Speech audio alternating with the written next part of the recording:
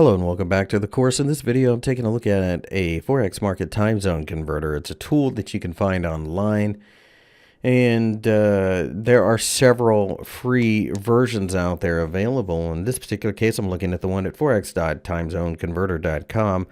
But, you know, most brokerage houses have these. There are other places online.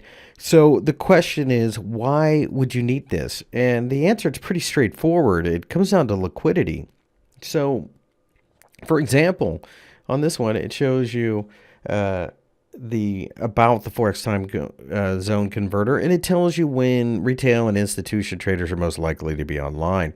The more volume, the tighter the spreads, the more quickly volatility may pick up in the market. Now, that's not always the case. I mean, you can have headline news come out any time of the day, but with Forex being a 24-hour market, the odds are most of the volume will be, in London, where the largest retail and institutional banks are, and then possibly next be in New York, as it is also very volumatic, if you will.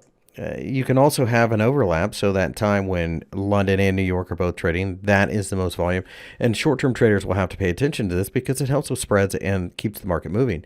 In the middle of the night in Asia, for example, you may have, or in the middle of the day in Asia, you may have trouble getting tight spreads because there won't be as many banks online to deal currencies.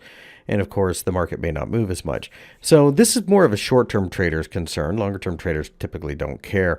But you can see here, we've got the time zone. Go ahead and leave it on GMT. Now, this happens to be recorded over the weekend.